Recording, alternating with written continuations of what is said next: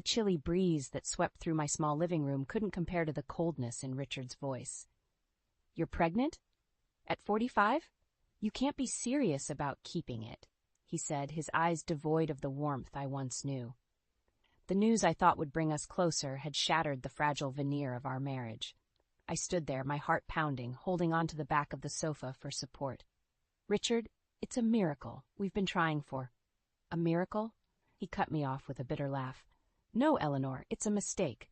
A child at your age is bound to have problems. I won't shoulder that burden." His words were a slap across my face. 10 years of marriage, of shared dreams and struggles reduced to a heartless judgment. "So, what are you saying?" I asked, though I dreaded the answer. Richard's gaze was steely. "I'm saying we fix this mistake, or it's over." The room spun around me. "Fix this mistake?" He was talking about our unborn child as if it was a clerical error, something to be erased and forgotten. My voice was a mere whisper. "You mean an abortion, Eleanor. It's the only sensible choice." The word hung in the air between us, a death sentence for the life growing inside me. I felt a protective surge, a fierce maternal instinct that eclipsed my shock and hurt. "No," I said firmly, finding strength I didn't know I had. "I'm keeping this baby." Richard's face twisted into a sneer. "Then you're choosing it over me." "It," I echoed, my heart breaking. "This is our child, Richard." "Not mine," he snapped. "I won't be tied down to a middle-aged mother and a defective child. I have my life to think about." The man before me was a stranger, his ambition and pride warping him into someone unrecognizable. The realization hit me like a tidal wave. I had married a facade, a man who valued success and appearances over love and family. "So, that's it? After everything, you'd walk away?" I asked, tears stinging my eyes. Richard didn't waver. "I'm not destroying my life for this. If you're set on ruining yours, that's your choice." With those final words he left, his footsteps echoing through the hollow halls of our once happy home. I sank to the floor, my body racked with sobs, not just for the end of my marriage, but for the cruel reality that the man I loved had never truly existed. That night, as I lay alone, a hand resting on my still flat belly, I made a silent vow. I would bring this child into the world. I would give it all the love and care it deserved. And as for Richard, he would be nothing more than a bitter memory. Our paths had diverged, but I was determined to make mine one of hope, not regret. The morning light filtered through the blinds, casting long shadows across the room where I sat, a cup of untouched tea cooling beside me. Memories, like uninvited guests, flooded my mind.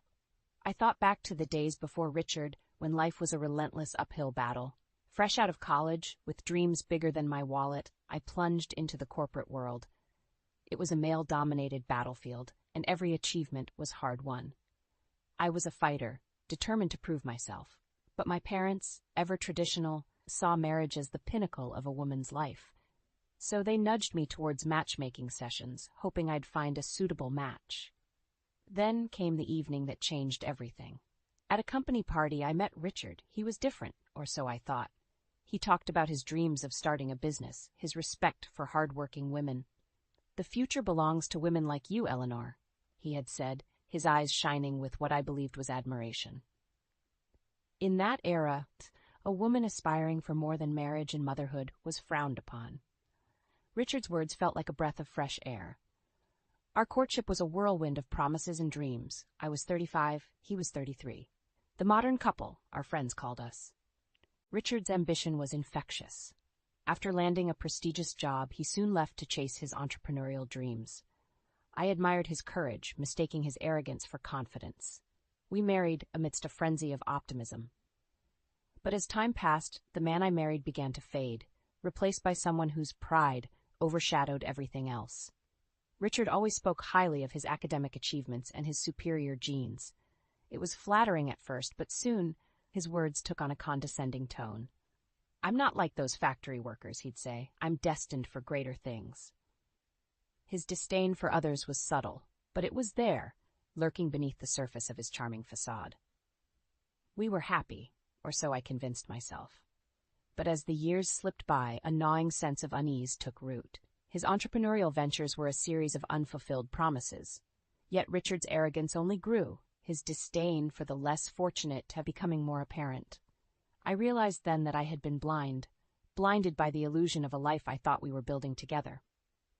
In my quest for love and partnership, I had overlooked the signs of the man Richard truly was. As I sipped my now cold tea, a sense of clarity washed over me. Richard's departure was not the end of my world, but the beginning of a new chapter. One where I wouldn't be overshadowed by his arrogance.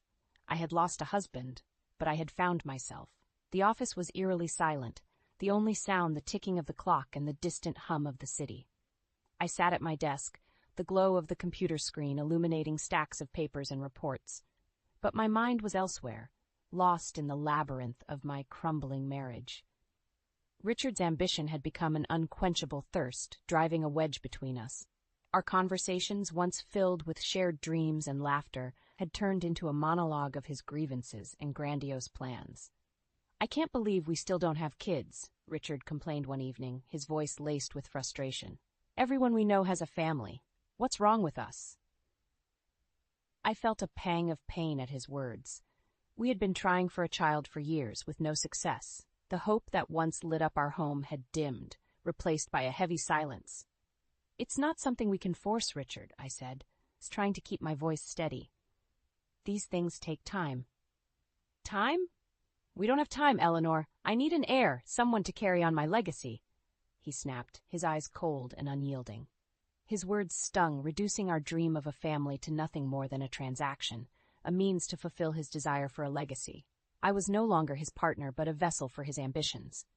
When I suggested fertility treatments, his reaction was explosive. "I will not have my child labeled as a test tube baby," he barked. "It's either natural or nothing." "But Richard, there's nothing wrong with seeking help," I started, but he cut me off. "No, Eleanor, I won't have my name tarnished. It's your responsibility to give me a child the natural way." His words echoed in my head, a cruel reminder of how far we had drifted from the love that once bound us. I was trapped in a marriage with a man whose pride and ego overshadowed everything, including my feelings and our shared struggles. That night, as I lay in bed, the moon casting a pale light through the window, I realized the bitter truth. My marriage was a facade, a hollow shell built on Richard's ego and societal expectations.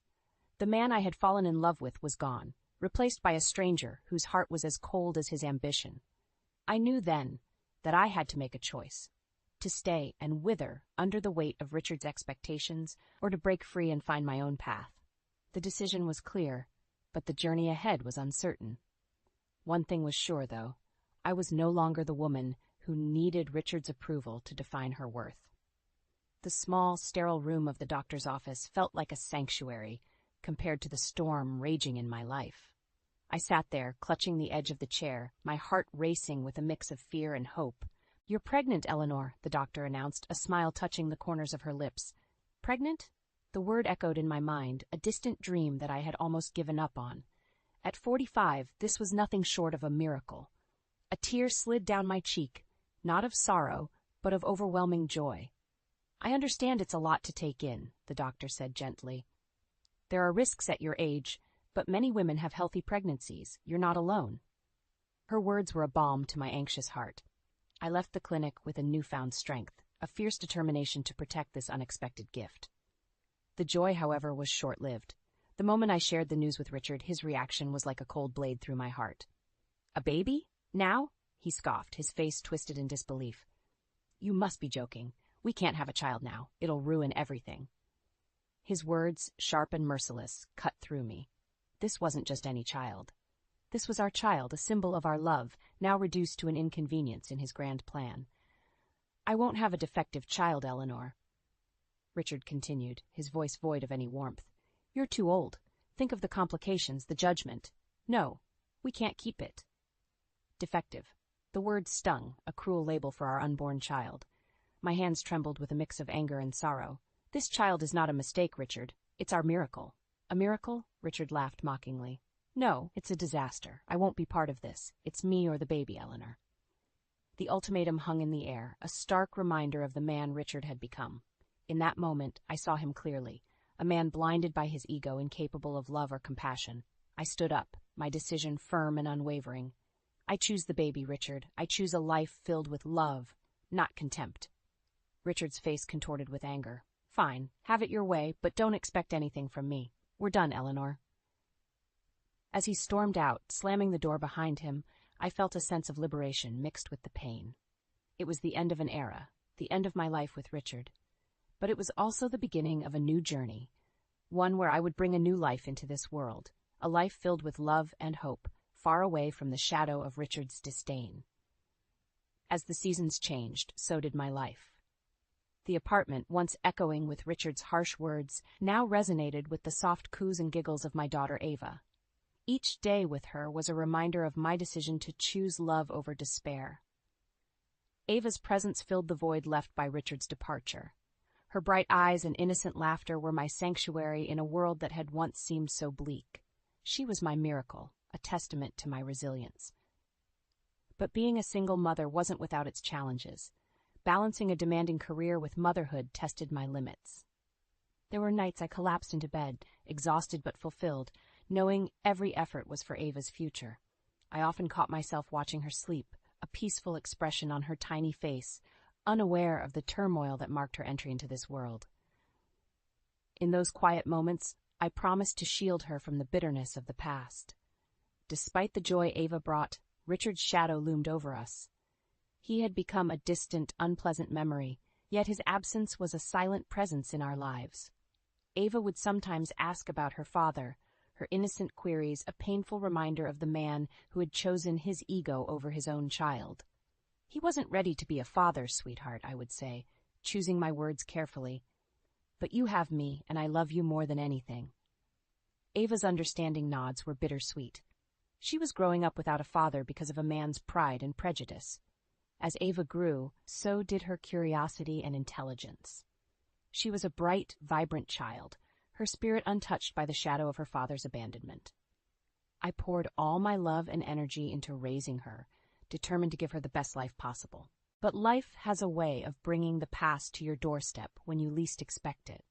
It was during Ava's 10th birthday party that I received a call from Richard. "Eleanor, I want to see Ava. I have rights," his voice was demanding, a stark contrast to the laughter and music in the background. The call was unexpected, a ghost from the past I had hoped to keep buried. "Richard, you made your choice years ago," I replied, my voice steady despite the turmoil inside. "I've changed. I deserve to be part of her life," he insisted. I looked at Ava, her face alight with joy as she opened her gifts. She didn't need the man who had dismissed her existence before she was even born. "Richard, we're fine without you. Ava doesn't need a father who only wants her when it's convenient." The line went silent before Richard hung up. I knew it wasn't the end, but I was ready to fight any battle for Ava. That night, as I tucked Ava into bed, her small hand in mine, I knew that no matter what Richard did or said, he could never take away the love and life we had built together. Ava was my strength, my hope, and together we were whole.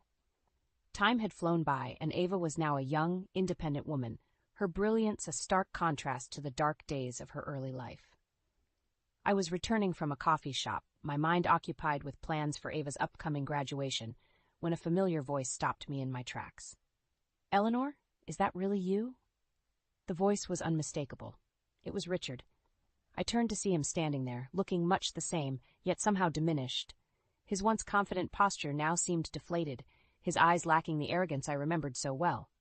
"Richard," I said coolly, the memories of our last conversation flooding back. "What do you want?" He smirked, a shadow of his old self. "Just surprised to see you. How's life treating you, Eleanor? Still struggling as a single mother?" His words, meant to wound, fell flat. I had grown too strong, too far removed from his ability to affect me. "Ava is doing wonderfully, thanks for asking," I replied, my tone even. Richard raised an eyebrow. "Ava, right? Your daughter. She must be slow, struggling, just like her mother." The venom in his voice was familiar, but it no longer had the power to hurt me.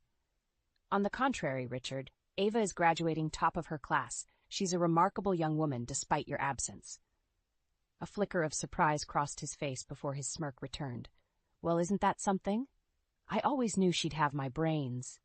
The arrogance, the audacity of his claim was almost laughable.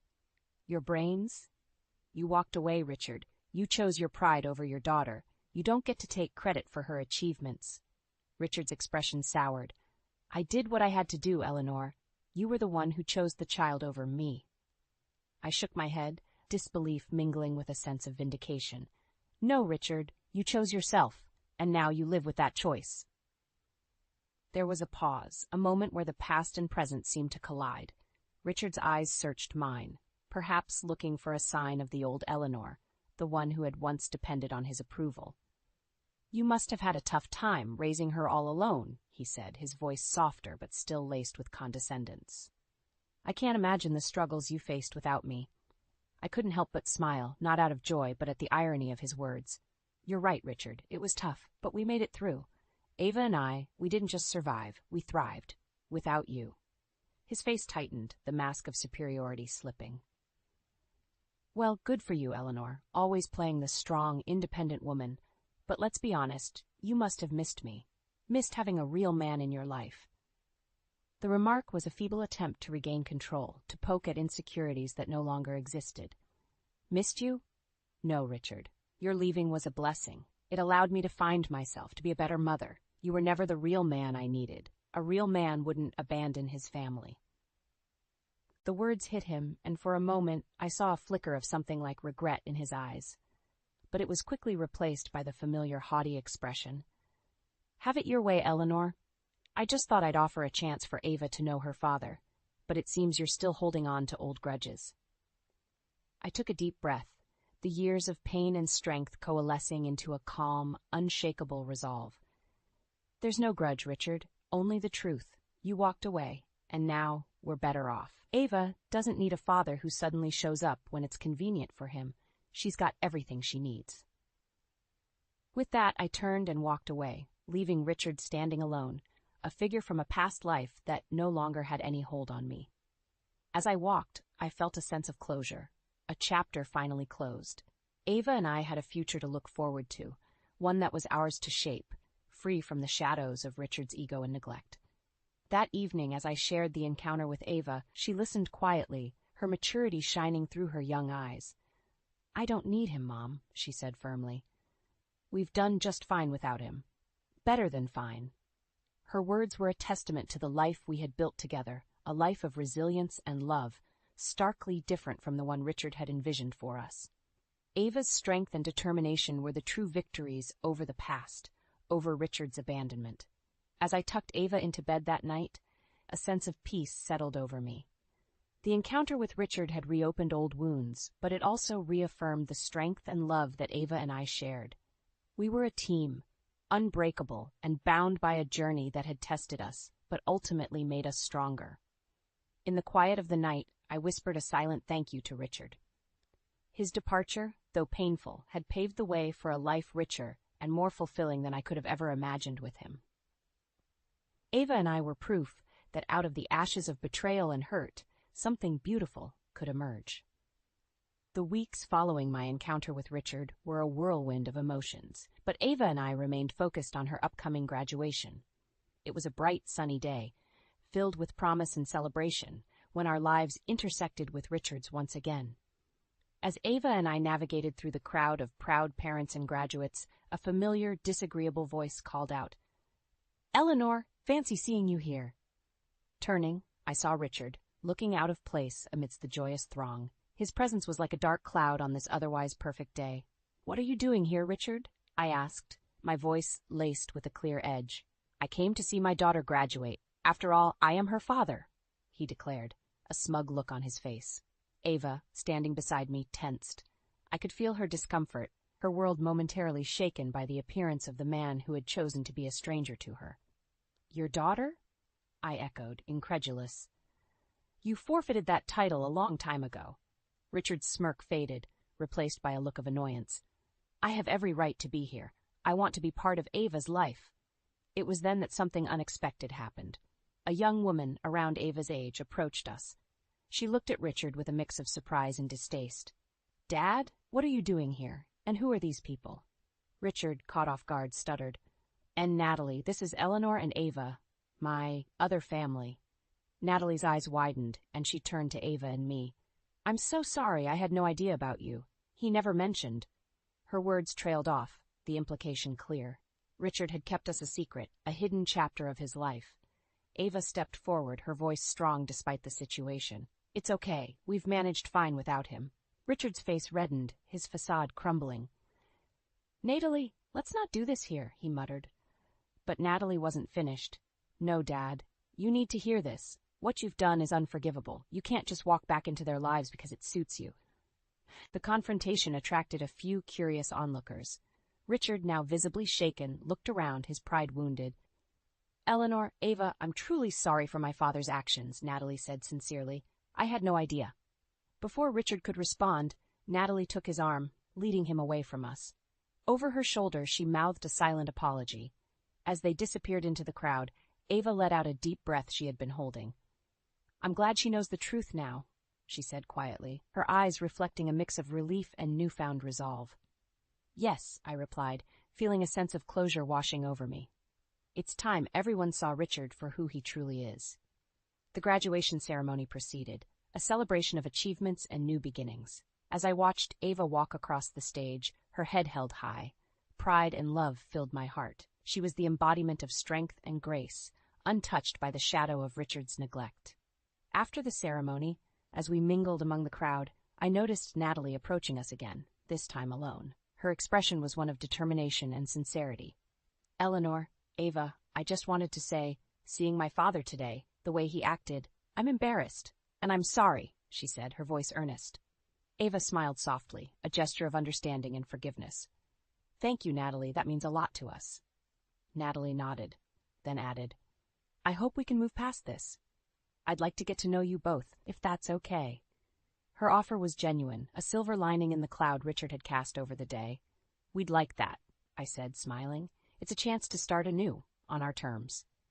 As Natalie left to rejoin her family, I looked at Ava, her face beaming with pride and accomplishment. This day was hers, a testament to her hard work and resilience. Walking back to our car, Ava slipped her hand into mine. Mom, we did it. Despite everything, we made it. Yes, we did, I replied, squeezing her hand, and we'll continue to do so together. That day, as we drove home, the sun setting in a brilliant display of colors, I knew that the path ahead would be filled with challenges and triumphs. But with Ava by my side, there was nothing we couldn't face. Richard's attempt at reconciliation had backfired, exposing him for the man he truly was. It was a form of justice, a poetic end to his years of arrogance and neglect. In his quest for a perfect life, he had lost everything that truly mattered. As for Ava and me, our journey was just beginning, a journey of hope, love, and endless possibilities. Richard was a part of our past, but he would no longer define our future.